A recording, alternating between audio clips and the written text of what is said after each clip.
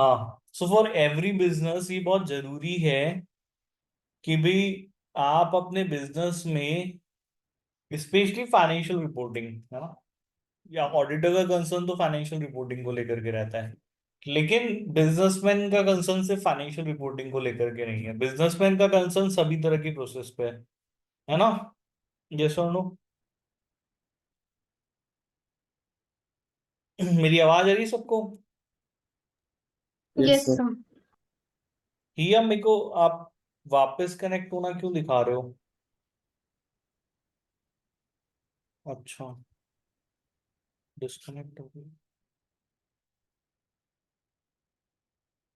हम्म, एक सेकेंड ना अभी। हिया वापस आ जाए। हिया वॉइस आ रही है मेरी क्लियर? Yes sir. हाँ, शायद आप डिस्कनेक्ट हो गए थे ना। चलिए, तो अब मैं बात क्या कर रहा हूँ, मैं बात ये कर रहा हूँ कि देखो हर बिजनेस में ये जरूरी चीज है कि आप कैसे अपनी डिफरेंट प्रोसेस में, है ना, बिजनेस में क्या होता है, डिफरेंट प्रोसेसेस होती हैं। कौन कौन सी प्रोसेस होती है specifically? Sale is a process, purchase is a process, और कौन कौन सी प्रोसेस होती है? इवन मैन्युफैक्चरिंग भी एक तरह का प्रोसेस है। ठीक है, मैन्युफैक्चरिंग भी एक तरीके का प्रोसेस है ना, यस और नो? Yes sir. अकाउंटिंग एक प्रोसेस हो गया, पेरोल एक प्रोसेस हो गया। तो दीज आर सर्टेन एग्जांपल्स कि आप देखो हम एक बिजनेस में डिफरेंट प्रोसेसेस को फॉलो करते हैं। ठीक है, अब सेल करने का जनरली तरीका क्या होता है? ठीक है, सेल करने के लिए सबसे पहले आपको परचेज ऑर्डर चाहिए। ठीक है, सामने वाला प्लेस करेगा आपके पास परचेज ऑर्डर। परचेज ऑर्डर के बेसिस पे आप उसको मटेरियल डिलीवर करोगे, डिलीवर करने के बाद इनवॉइस होएगा, इनवॉइस के बाद पेमेंट आ जाएगा। ठीक है, और यही अकाउंटिंग होती है। ये एक प्रोसेस है जो जनरली चल रही है ना भाई? हाँ या ना? ये एक सिंपल प्रोसेस है। Yes sir. हर काम को करने का एक प्रोसेस होता है, एक नेचुरल प्रोसेस होता है कि आप उस प्रोसेस को बनाते हो कि भाई देखो इसमें पार्ट फर्स्ट हम ये करेंगे, सेकंड हम ये करेंगे, थर्ड हम ये करेंगे, फोर्थ ये करेंगे।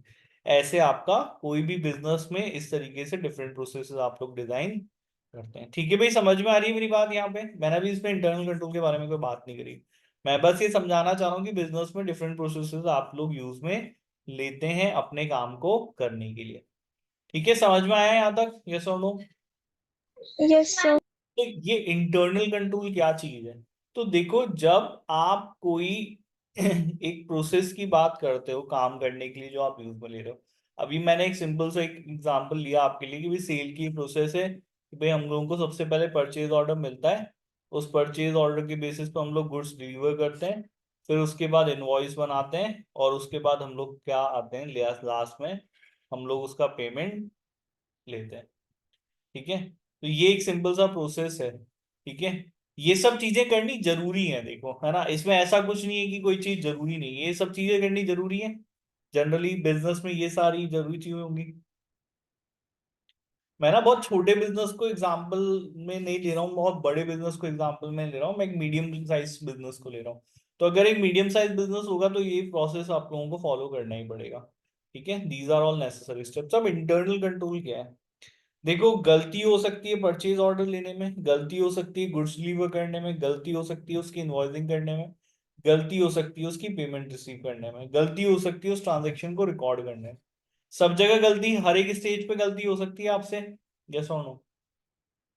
एट एवरी स्टेज ये चांसेस हैं, इस बात का रिस्क रहता है कि भाई हो सकता है जो परचेज ऑर्डर आपको रिसीव हुआ वो गलत रिसीव हुआ, हो सकता है जो परचेज ऑर्डर रिसीव हुआ उसके हिसाब से हमने गुड्स डिलीवर नहीं किया, हो सकता है जो गुड्स हमने डिलीवर कर दिए वो इनवॉइस का सही नहीं किया है, वो परचेज ऑर्डर के साथ नहीं हो सकता है इनवॉइस तक सही आ गए लेकिन लास्ट में क्लाइंट ने पेमेंट गलत कर दिया और हमने रिसीव कर लिया। तो हर एक स्टेज पे एरर्स होने की चांसेस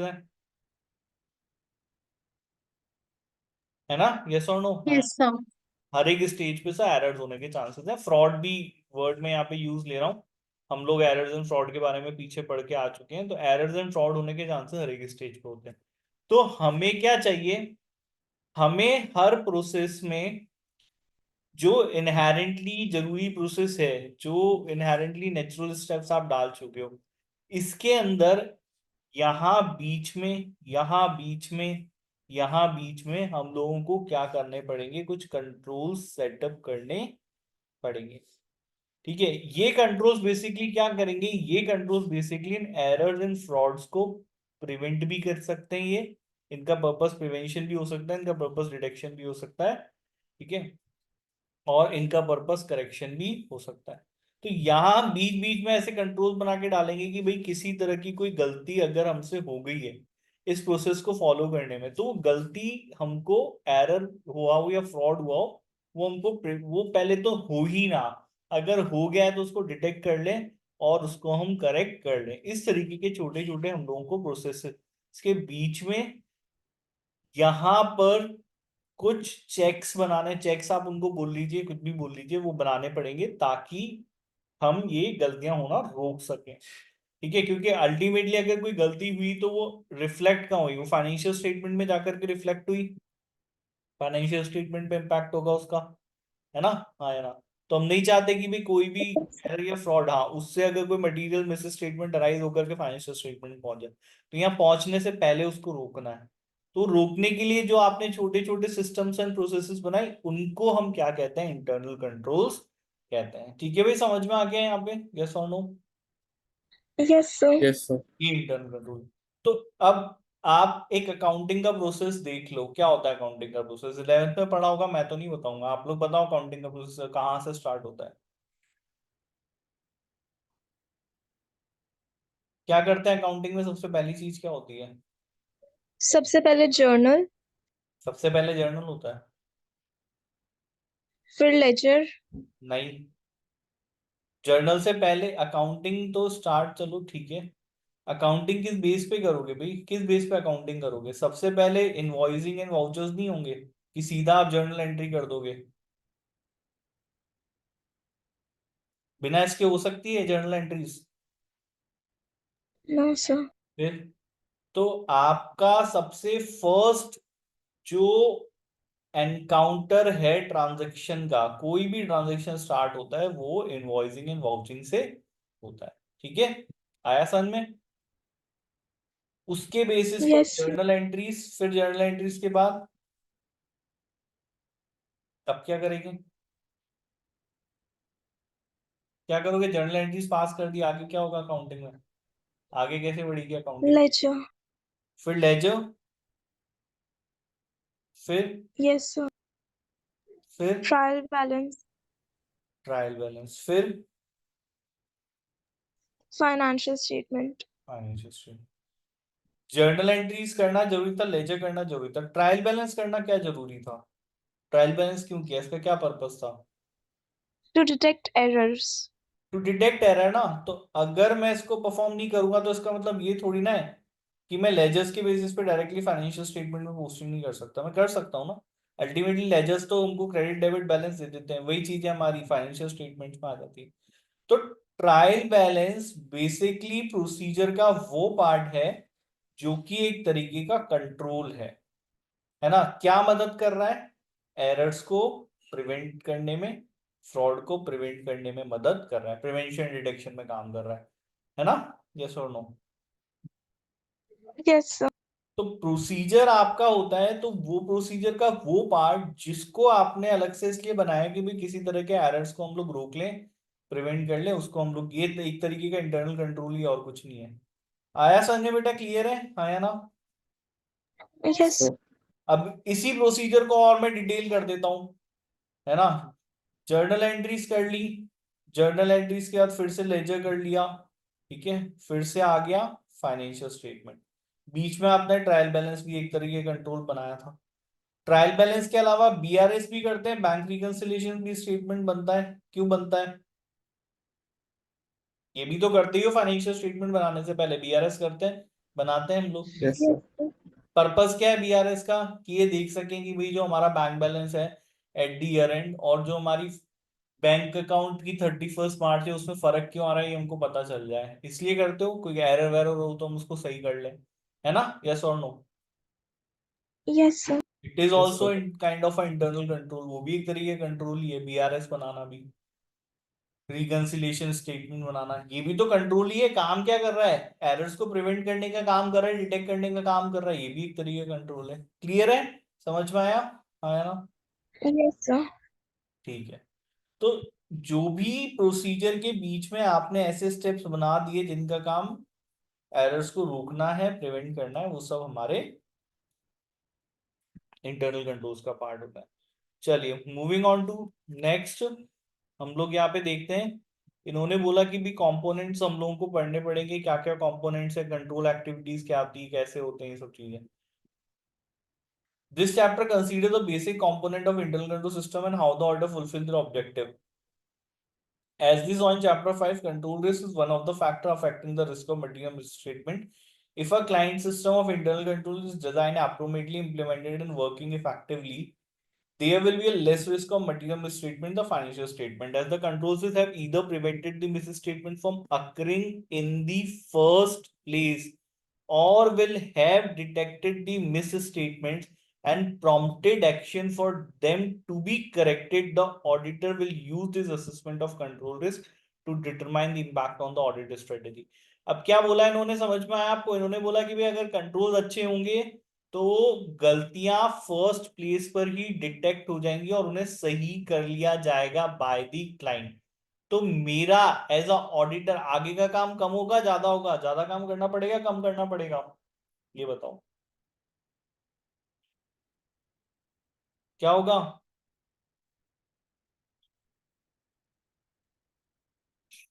क्या हो गया, मेरी आवाज नहीं आ रही क्या? कम करना पड़ेगा। कम करना पड़ेगा ना। अब इस चीज को ऐसे देखो कि अगर जर्नल एंट्रीज हुई हैं, अगर लेजर पोस्टिंग हुई है और सीधे फाइनेंशियल स्टेटमेंट बना दिए, ट्रायल बैलेंस बनाया ही नहीं, बीआरएस बनाया ही नहीं, तो ऑडिटर अगर देखता है कि भाई ट्रायल बैलेंस नहीं बनाया, बीआर मतलब आपने कोई कंट्रोल बनाया ही नहीं है, कोई कंट्रोल ऑपरेट ही नहीं कर रहा है, तो फाइनेंशियल स्टेटमेंट में का रिस्क इनहेरेंटली रिस्कियर होना ज्यादा है, कम है, ये बताओ? मटेरियल स्टेटमेंट होने के चांसेस ज्यादा होंगे, कम होंगे? अगर क्लाइंट ने ट्रायल बैलेंस नहीं बनाया, बीआरएस नहीं बनाया, तो ज्यादा होंगे, कम होंगे, क्या होगा इसका इम्पैक्ट? ज्यादा होंगे। ज्यादा हो जाएंगे ना। तो इसका मतलब फाइनेंशियल स्टेटमेंट्स में मटेरियल मिस स्टेटमेंट रिस्क होने का ज्यादा है। और आपको जो बाद का काम है, जो आपकी सब्सटेंसिव टेस्टिंग है, वो इस फाइनेंशियल स्टेटमेंट्स को लेकर के ज्यादा करनी पड़ेगी। Financial statement substantive testing basically हम लोग लेजर, जर्नल एंट्रीज और उससे पहले वाउचर्स और इनवॉइसेस पे करते हैं। ठीक है भाई, ये पता है? तो ये वाला काम हमको ज्यादा करना पड़ेगा।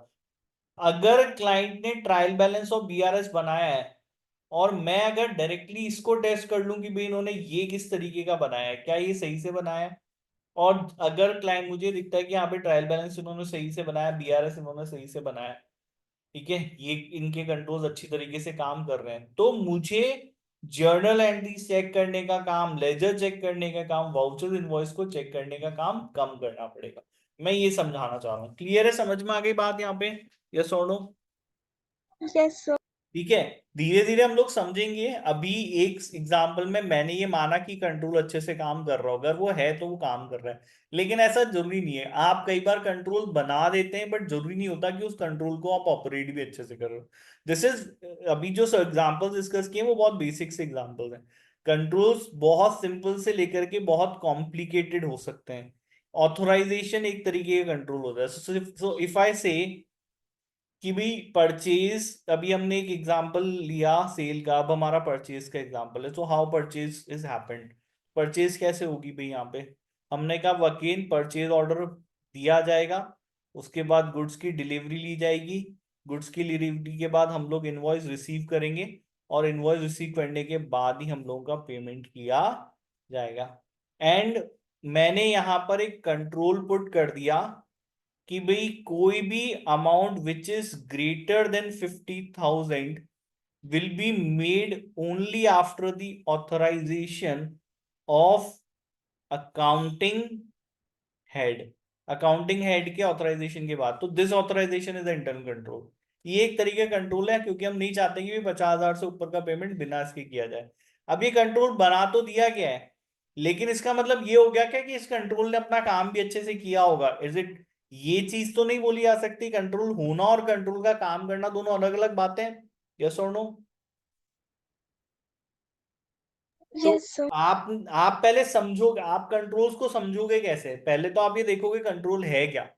पहले मुझे ये समझना है कंट्रोल है क्या। आप जब अपने क्लाइंट के बिजनेस को समझना चालू करोगे तो उसमें कंट्रोल्स हम लोगों को उनकी अंडरस्टैंडिंग क्रिएट करनी होती है। So first you will get to know about कि भाई कंट्रोल है क्या, और फिर हम लोगों को कंट्रोल टेस्ट करना पड़ेगा। ठीक है, कि ये कंट्रोल अपना मतलब अगर ये कंट्रोल है तो हमें 50,000 से ऊपर के जो भी पेमेंट्स किए गए हैं उन पेमेंट्स में से कुछ सैंपल लेके ये देखना पड़ेगा कि क्या ऐसे इंस्टेंसेस हैं जहां पे बिना ऑथराइजेशन की पेमेंट हो गया है। उन इंस्टेंसेस के बेसिस पे हम ये देखेंगे क्या ये ऑथराइजेशन का जो कंट्रोल इन्होंने सेटअप किया, इज इट प्रॉपरली वर्किंग और नॉट वर्किंग। आया भाई समझ में? क्लियर है यहाँ पे? तो कंट्रोल होना एक अलग बात है, कंट्रोल का ऑपरेट करना एक अलग बात है। दोनों चीजों को हमको समझना होता है, दोनों चीजों को टेस्ट करना होता है। क्लियर है? समझ में आ गई बात यहाँ पे? यस और नो? Yes, sir. ठीक है, तो आपका कंट्रोल, इन ये सब बातें मैंने आपको बता दी हैं। एक बार फटाफट से देख लेते हैं कि भाई अगर कंट्रोल्स के टेस्ट का ऑडिट स्ट्रेटेजी एंड प्लान पे क्या होता है। तो कंट्रोल रिस्क, अगर कंट्रोल्स हैं, पहली बात। दूसरी बात, दे आर ऑपरेटिंग इफेक्टिवली। दो चीजें आपको अगर उनपे आपको जो है आपका कॉन्फिडेंस है कि हाँ भाई ये है, पहली बात तो एग्जिस्ट करते हैं कंट्रोल्स और ये काम अपना अच्छे से कर रहे हैं, तो कंट्रोल रिस्क रिड्यूस हो जाता है ना। और अगर कंट्रोल रिस्क रिड्यूस हो गया तो ऑडिटर ज्यादा रिलाय कंट्रोल्स के ऊपर कर सकता है। ठीक है, और this increase the appropriateness of the interim audit testing and allow the auditor to reduce the quantity of detail. तो फिर बाद में डिटेल सब्सटेंसिव प्रोसीजर्स परफॉर्म करने की जरूरत हमको नहीं पड़ती। The audit strategy and plan will be updated to reflect that fewer substantive procedure will be required or smaller sample sizes can be tested। तो अगर आपने इनिशियली ऑडिट स्ट्रेटेजी इस तरह की बनाई है या प्लान आपने इस तरीके का बनाया कि हमको सब्सटेंसिव प्रोसीजर ज्यादा परफॉर्म करेंगे, और टेस्ट ऑफ कंट्रोल को टेस्ट करने के बाद मुझे ये पता चला कि कंट्रोल्स हैं और कंट्रोल्स अपना काम अच्छे से कर रहे हैं, तो मुझे मेरी ऑडिट स्ट्रेटेजी और प्लान को अपडेट कर लेना चाहिए, ये बोलते हैं। क्लियर है? समझ में आ गया? यस और नो? Yes. वैदिक समझ में आ रहा है? सिमरन समझ में आ रहा है क्या पढ़ा रहा हूं मैं? Yes sir. Yes, sir. ये तो कंट्रोल रिस्क अगर हाई होता है तो उल्टी बात हो जाती है ना, अपोजिट बात होती है। आपको ईयर एंड प्रोसीजर्स इंक्रीज करने पड़ेंगे, आपको सब्सटेंसिव प्रोसीजर बढ़ाने पड़ेंगे, आपको ज्यादा लोकेशंस पे जाना पड़ेगा, फिर आप एनालिटिकल प्रोसीजर्स पे रिलाय कम करोगे। ठीक है, रिटर्न रिप्रेजेंटेशंस पे भी रिलाय रिलाय आप लोगों को कम, मतलब वो जो विश्वास है वो क्लाइंट का पे आपका कम हो जाता है। ठीक है, एक्सटर्नल सोर्सेज के एविडेंसेस ज्यादा मांगोगे। ऑडिट स्ट्रेटेजी एंड प्लान को हमको अपडेट करना पड़ेगा। ठीक है, ये चीज है। अब एक इन लोगों ने छोटा सा टॉपिक बोला, लिमिटेशन ऑफ इंटरनल कंट्रोल। देखो अगर इंटरनल कंट्रोल है और इंटरनल कंट्रोल अपना काम अच्छे से कर रहा है, तो भी क्या 100% हम सिर्फ इसी चीज के ऊपर रिलाय कर सकते हैं कि नहीं नहीं देखो कंट्रोल है, अब बीआरएस हुआ है, ट्रायल बैलेंस बना है, तो इसका मतलब ये है क्या कि फाइनेंशियल स्टेटमेंट में कोई गलती नहीं होगी? ये बताओ, ऐसा No, है क्या? sir. तो इंटरनल कंट्रोल्स के एग्जिस्ट करने से, इंटरनल कंट्रोल के ऑपरेशंस इफेक्टिवली करने से कोई गारंटी नहीं हो जाती है कि भाई यहाँ पे फाइनेंशियल स्टेटमेंट्स में किसी तरह की कोई मिस्टेक नहीं होगी। तो ऐसा नहीं है, आप रिलाय कर रहे हो, लेकिन इसका मतलब रिलाय करने का मतलब ये नहीं है कि आप सब्सटेंसिव टेस्टिंग नहीं करोगे। ठीक है, क्योंकि देखो अल्टीमेटली किसका रीजन इन लोगों ने दिया है, ये लिमिटेशंस है।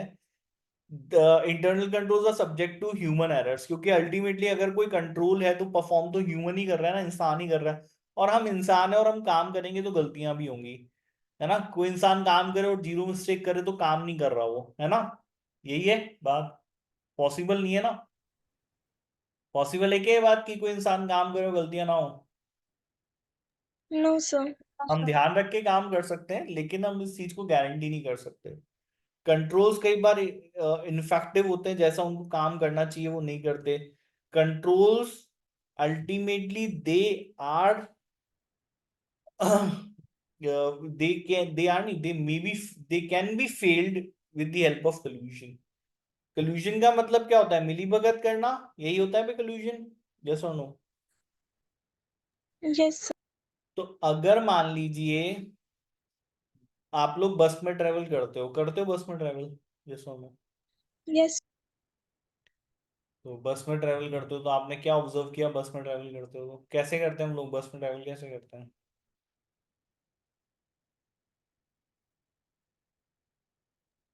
जल्दी बताओ कैसे करते हैं हम लोग बस में ट्रेवल? क्या करना पड़ता है उसके लिए सबसे पहले?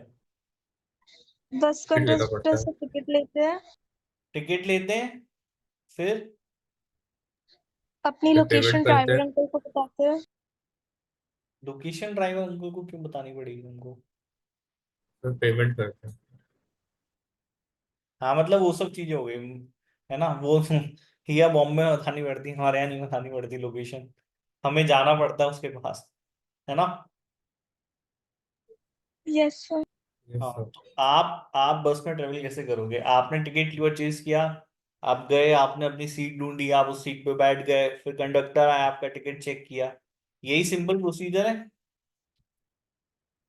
Yes, sir. अच्छा, अब वो कंडक्टर बेसिकली वो एक तरीके का इंटरनल कंट्रोल है। क्यों बनाया गया है उस कंट्रोल को? क्यों वो उसको अलग से पैसे दे करके टिकट चेक कराया जा रहा है? तो ये प्रिज्यूम नहीं किया जा सकता ना कि सबने टिकट खरीदा होगा। उसका काम क्या है? उसका काम यही है कि वो आकर के देखे कि कोई अनऑथराइज जो है वो पैसेंजर तो नहीं है ना? तो वो चेक कर रहा है कि कोई अनऑथराइज पैसेंजर ट्रेवल तो नहीं कर रहा, यस और नो? सर अब ये एक तरीके का कंट्रोल है। तो फिर ड्राइवर ने क्या किया? जनरली जो आप बसेस में ट्रेवल करोगे तो ऑब्जर्व करोगे, तो ड्राइवर और कंडक्टर मिलके कल्यूजन किया, जहां जो ओनर बैठता है, जब बस वहां से चलेगी तो वो बीच में दूसरे पैसेंजर्स को बिठा लेंगे जिन्होंने टिकट परचेज नहीं किया है, वो अनऑथराइज पैसेंजर है, उसको आपने बस में बिठा लिया और उसको टिकट नहीं दिया, सीधा कंडक्टर ने कुछ पैसे ले लिए, वो पैसे कंडक्टर और ड्राइवर आपस में बांट लेंगे। कल्यूजन हो गया। कंट्रोल बनाया था आपने इसलिए कि भाई कोई अनऑथराइज पैसेंजर ट्रेवल नहीं करे, बट अल्टीमेटली वो कंट्रोल आपका फेल हो गया है ना? हाँ या ना? Yes sir. Yes. ये कंट्रोल्स जो बनाए जाते हैं क्योंकि इनके अंदर ह्यूमन इन्वॉल्वमेंट है, और उन वो ह्यूमंस मतलब इनहेरेंटली जो है वो थोड़े से लालची होते हैं, वो कर सकते हैं। तो कोल्यूजन ऑफ स्टाफ की वजह से हो सकता है कि आपने जो कंट्रोल बनाया है वो काम ही ना करे। आ गया समझ में? क्लियर है यहाँ पे, यस और no? Yes sir. Yes, sir. ठीक है, इसके बाद abuse of powers. Ultimately controls बनाए जाते हैं बाय द मैनेजमेंट। किसका काम है कंट्रोल बनाना? मैनेजमेंट का काम है।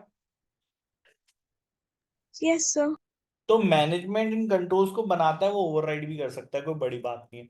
अब मैंने आपको एग्जांपल दिया कंडक्टर वाला, ठीक है। अब जिस जो मैनेजमेंट है बस कंपनी का, ट्रैवलिंग कंपनी का, वो यहाँ पे कंडक्टर को बोले कि भाई कोई आ रहा है उसको बिठा लेना, उसने टिकट नहीं लिया, तो वो मना थोड़ा ना कर सकता है कंडक्टर की, नहीं मैं उसको मना, मैं जब तक ये टिकट नहीं लेगा मैं मना नहीं करूंगा। अल्टीमेटली कंट्रोल तो आपने इसलिए बनाया था ना, अनऑथराइज पैसेंजर ट्रेवल नहीं करे। अब जिन लोगों ने कंट्रोल बनाया वो खुद ही कह रहे हैं कि नहीं नहीं, इनको बिठा लो, कोई बात नहीं, टिकट नहीं है, मेरे रिश्तेदार हैं, तुम तो बिठा लो। तो कंट्रोल ने तो काम नहीं किया अल्टीमेटली, हाँ या ना? यस और नो? Yes, sir. तो कंट्रोल बनाने से कुछ नहीं होता, और कंट्रोल है और अपना काम भी सही कर रहे हैं, ये 100% गारंटी नहीं है। तो क्योंकि कंट्रोल्स बनाए जाते हैं मैनेजमेंट, और मैनेजमेंट इन कंट्रोल्स को ओवरराइड कर सकता है, इसलिए हम कंट्रोल्स पे 100% रिलाय नहीं कर सकते। क्लियर है? समझ में आ गया, यस और no? Yes, sir. Yes sir. ठीक है। और एक बड़ी बात इन लोगों ने जो बात यहाँ पे की है, यूज ऑफ मैनेजमेंट। अब कंट्रोल होने कितने चाहिए? ऑडिटर को ये समझ में आया कंट्रोल्स हैं क्या, और ये कंट्रोल्स अपना काम कर रहे हैं नहीं कर रहे, लेकिन किसी बिजनेस में अगर स्पेसिफिकली बाकी सब चीजें छोड़ो, फाइनेंशियल रिपोर्टिंग के लिए में किसी तरह की कोई एरर्स या फ्रॉड्स नहीं हो, उसमें कंट्रोल होने कितने चाहिए और क्या क्या कंट्रोल होने चाहिए, इस बात का तो जजमेंट मैनेजमेंट ही लेगा, यस और नो? हाँ या ना? ये तो Yes, sir. ऑडिटर नहीं ले सकता, क्योंकि ऑडिटर का काम नहीं है ना कि भाई क्या क्या कंट्रोल हो, ये बताया मैनेजमेंट को। क्या कंट्रोल्स होने चाहिए क्या नहीं होने चाहिए वो मैनेजमेंट का डिसीजन है। तो मैनेजमेंट ने का डिसीजन कि भाई कितने कंट्रोल्स होने चाहिए तो उन्होंने इम्प्लीमेंट किए। अब वो कंट्रोल माइट भी इनसफिशिएंट हो सकते हैं, माइट भी हो सकता है वो जरूरत से ज्यादा है। तो ये ऑडिटर डिटरमाइन नहीं कर सकता कि कितने कंट्रोल्स होने चाहिए थे, क्योंकि उसका कोई यार्डस्टिक थोड़ी ना है। अब परचेज में फर्स्ट से लेकर एंड तक कितने कंट्रोल्स बनाओगे, बहुत सारे कंट्रोल्स हो सकते हैं, कोई यार्ड नापने की स्टिक नहीं है ना कितने कंट्रोल्स होने चाहिए स्टैंडर्डली। तो इस वजह से क्योंकि कंट्रोल्स को सेटअप करने में कि किस नेचर के कंट्रोल होंगे, किस एक्सटेंट में कंट्रोल होंगे, वहां मैनेजमेंट का जजमेंट होता है। इसलिए आप उसके ऊपर 100% रिलाय नहीं कर सकते। क्लियर है भाई, समझ में आ गया यहाँ पे? यस और नो? Yes, sir. तो क्या क्या चीजें होंगी लिमिटेशंस में? एक, they internal controls are subject to human errors, they may be ineffective, they may not work due to the collusion of staff, ठीक है, they may be overrided by the abuse of power of the management, और and it is ultimately based on the management judgement on the nature and extent of the controls. Therefore चाहे भी कितने भी अच्छे controls हो, auditor को हमेशा कुछ ना कुछ सब्सटेंसिव प्रोसीजर जो है वो प्लान करने ही पड़ेंगे। आ गया समझ में? क्लियर है यहाँ पे? यस और नो? Yes, sir. ठीक है। अब इन्होंने यहाँ पे चार नहीं सॉरी 5 कंपोनेंट हमारे इंटरनल कंट्रोल्स के बताए। देखो कोई सिर्फ सिर्फ और सिर्फ एक प्रोसीजर जो कि कंट्रोल को पकड़ता है, जो कि कंट्रोल को रोकता है, सॉरी जो कि एरर को रोकता है, एरर को पकड़ता है या उसको ठीक करता है, वो इंटरनल कंट्रोल खाली नहीं है। इवन कंट्रोल इन्वायरमेंट हम पढ़ेंगे, control activities, risk assessment process, monitoring और इंफॉर्मेशन सिस्टम, ये पूरा ये पांचों मिलकर के इंटरनल कंट्रोल्स को फॉर्म करते हैं। इन्वायरमेंट भी एक चीज है जिसको हमको डिटेल में पढ़ना पड़ेगा। अब इंटरनल इन्वायरमेंट होता क्या है? एनवायरनमेंट होता है attitude, awareness and actions of those responsible for designing, implementing and monitoring internal control. तो अगर मैं मैनेजमेंट हूं तो मेरा एटीट्यूड बहुत इंपॉर्टेंट है, क्योंकि मेरे एटीट्यूड से ही आपको समझ में आएगा कि भाई जो मैंने अगर कोई कंट्रोल सेटअप कर दिया है तो उसको मानना कितना जरूरी है ना। अगर मैं बहुत लीनियंट होऊंगा, मैंने कोई कंट्रोल बना दिया, मैंने कल से कोई रूल बना दिया भाई ये ठीक है तुम लोगों को इस क्लास में इस टाइम पे आना है तो आना है, लेकिन मैं लीनियंट हूं, तुम नहीं आए तो मैंने तुम्हें कुछ नहीं बोला, तो तुम उस रूल को सीरियसली लोगे क्या? एक बात बताओ, लोगे तुम उस रूल को seriously? No, Yes, sir. sir.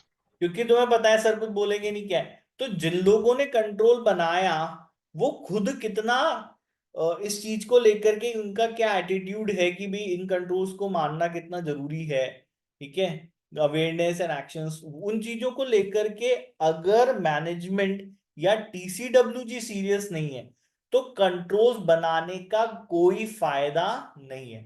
तो ऑडिटर को ये समझना पड़ेगा कि जो लोग कंट्रोल्स बनाने के लिए रिस्पॉन्सिबल है उन्होंने किस तरीके का एक एनवायरनमेंट अपनी ऑर्गेनाइजेशन में क्रिएट कर रखा है। जनरली गवर्नेंस एंड मैनेजमेंट इन लोगों ने बोला है। ठीक है, आया समझ में? The control environment sets the tone of organization, provide for the foundation of other components of entity system of internal control environment में क्या क्या चीजें समझनी होती हैं, ठीक है, कैसे क्या मैनेजमेंट रिस्पॉन्सिबिलिटी अपनी कैरी आउट करता है, कैसे इंटीग्रिटी और एथिकल वैल्यूज का की तरफ कमिटमेंट डेमोस्ट्रेट कर रहा है। मेरा मालिक अगर चोर है, ठीक है, खुद से ही खुद बहुत लीनियंट है, तो उसके एम्प्लॉयज भी चोर हैं और वो भी अपना काम अच्छे से करेंगे, ये बात मान के चलो, है ना भाई? आया ना? यस और नो? Yes. ठीक है, मेरा मालिक से मतलब आप जिस कंपनी में जॉब कर रहे हो अगर वहां के मैनेजमेंट के लोग खुद उनमें इंटीग्रिटी नहीं है, खुद एथिकल वैल्यूज वो नहीं बताते, वो बिजनेस करने के लिए अनएथिकल वैल्यूज के ऊपर चलते हैं, ठीक है, और टैक्स की कंप्लाइंस या लॉ की कंप्लाइंस को लेकर के उनकी कोई इंटीग्रिटी नहीं है, तो उनके एम्प्लॉयज भी फिर उस चीज को उसी तरीके से लेते होंगे, वैसे ही होंगे वो भी अपना काम अच्छे से नहीं कर रही, करेंगे वो अच्छे से काम? यस और नो? ये चीज। No, sir. तो कंट्रोल एनवायरनमेंट में सबसे पहली चीज जो देखने वाली होती है वो ये देखने वाली होती है कि मैनेजमेंट अपनी खुद की जिम्मेदारियां कैसे पूरी कर रहा है और कैसे खुद इंटीग्रिटी और एथिकल वैल्यूज के कमिटमेंट को डेमोस्ट्रेट करता है। तो अगर मैनेजमेंट बात करेगा अपने एम्प्लॉय से कि देखो हम इस चीज को बहुत सीरियसली लेते हैं, हमने जो कंट्रोल्स बनाए हैं they should be carried out in a very strict manner. और अगर आप अनएथिकल काम करोगे, हम इसको बर्दाश्त नहीं करेंगे, तो काम अच्छे से होगा, एम्प्लॉयज में डर रहेगा और वो कंट्रोल्स जो सेटअप किए उनको फॉलो करेंगे, करेंगे नहीं करेंगे, है ना? Yes, sir. नहीं कर, अगर आप नहीं करोगे तो वो भी नहीं करेंगे, सीधी सी बात है। ठीक है। उसके अलावा कैसे टीसीडब्ल्यूजी डेमोस्ट्रेट करता है कि भाई देखो, अब जरूरी नहीं है कि मैनेजमेंट और टीसीडब्ल्यूजी अलग अलग हो, कंपनी के साइज के ऊपर डिपेंड करता है। अगर बहुत छोटा बिजनेस होगा तो टीसीडब्ल्यूजी और मैनेजमेंट एक ही लोग हो सकते हैं। बड़े बिजनेसेस में generally those charge with governance and management अलग अलग हो सकता है। जैसे बहुत बड़ी कंपनीज होती हैं जो है ना, उनमें board of directors operational responsibilities में इन्वॉल्व नहीं होते हैं, मैनेजमेंट होता है वो ऑपरेशनल रिस्पॉन्सिबिलिटीज लेता है। सिर्फ यहाँ पे मीटिंग्स करना और डिसीजन लेना और वो चीजें देखना, ये टीसीडब्ल्यू है। तो अगर कंपनी में टीसीडब्ल्यू इतनी बड़ी लेवल की कंपनी है जहाँ टीसीडब्ल्यू जी और मैनेजमेंट का अलग होना हो, तो आपको ये देखना पड़ेगा कि कितना इंडिपेंडेंट हमारी टीसीडब्ल्यू जी है और क्या वो इस चीज को डेमोस्ट्रेट करते नहीं करते। ठीक है, आ गया समझ में यहाँ पे? यस और नो? Yes, sir. किस तरीके से एंटिटी अथॉरिटी रिस्पॉन्सिबिलिटी के रिलेशनशिप को असाइन करती है। ठीक है, कैसे कंपनी अट्रैक्ट करती है, डेवलप करती है, रिटेन करती है कॉम्पिटेंट लोगों को। ठीक है, उनकी पॉलिसीज क्या है रिक्रूटमेंट को लेकर के, काम को लेकर के, परफॉर्मेंस अप्रेजल्स को लेकर के। ठीक है, ये आपको देखना पड़ेगा। और कैसे एंटिटी अकाउंटेबिलिटी डिटरमाइन करती है, जब गलत काम हो गया तो उसका जो डिटर्मिनेशन है कि भाई इसमें किसकी जिम्मेदारी थी, किसने, किसकी वजह से काम नहीं हुआ है, तो वो कैसे आप डिटरमाइन करते हो। आया समझ में? क्लियर है यहाँ पे? यस और नो? Yes, sir.